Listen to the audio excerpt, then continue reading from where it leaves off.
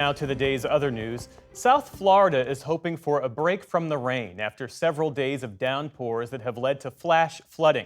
There's more rain in the forecast tonight and tomorrow, but it's not expected to be as bad as what the region's seen this week. Amna has the details. South Floridians began the day cleaning up from torrential rains and navigating flooded streets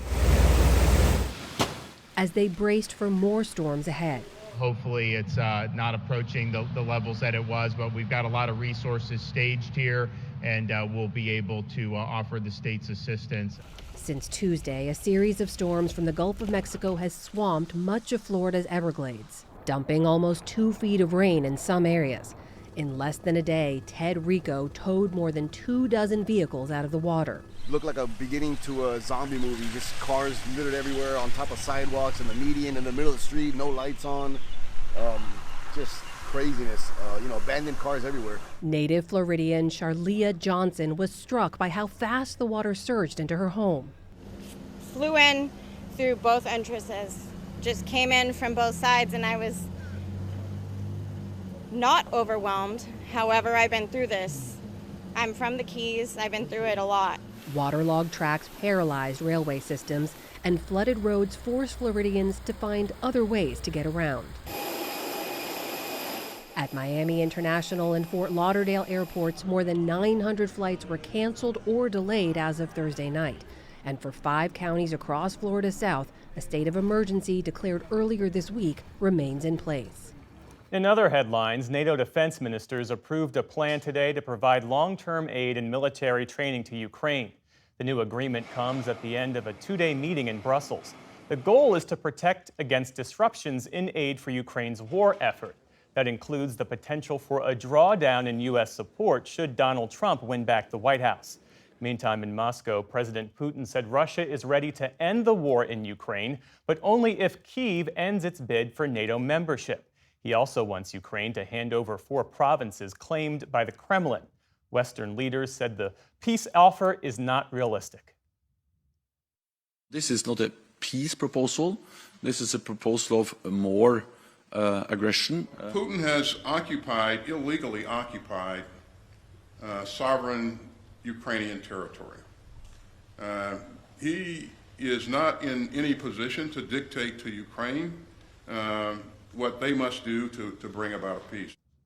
This all comes ahead of this weekend's Ukraine Peace Summit in Switzerland. At least 100 delegations are due to attend. Russia was not invited.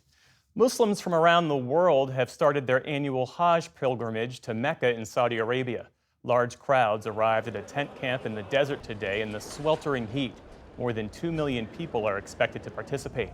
This year's pilgrimage comes against the backdrop of the Israel-Hamas war. Palestinians in Gaza were not able to make the journey because of the closure of the Rafah border crossing in May. U.S. Catholic bishops apologized to Native American communities today, acknowledging their role in a, quote, history of trauma. In new guidelines for ministering to Indigenous Catholics, they wrote, the Church recognizes that it has played a part in traumas experienced by Native children. That includes the Church's role in operating boarding schools that tore children from their families.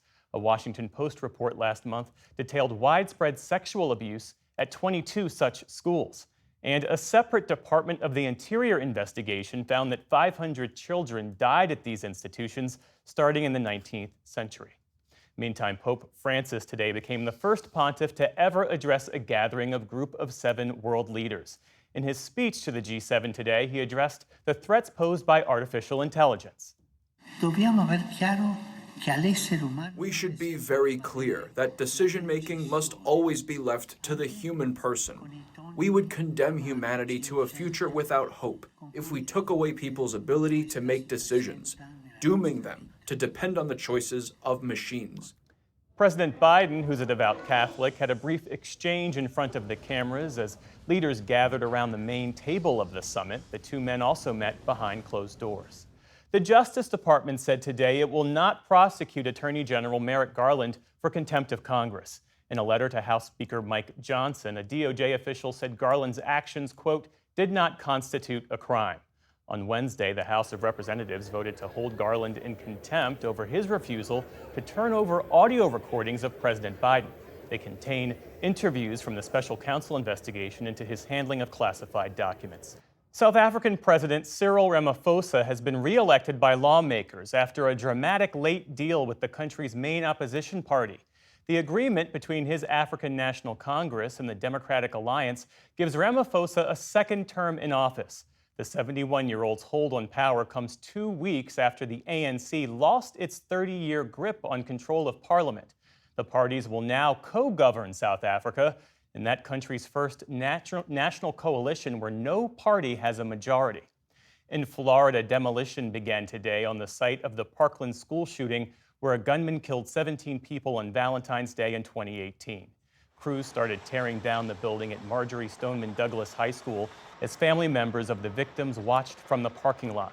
The structure was frozen in time to serve as evidence in the shooter's trial. He's now serving a life sentence without parole. Officials hope to finish the demolition by the time students return from their summer break. On Wall Street today, the Dow Jones Industrial Average slipped 57 points to close at 38,589.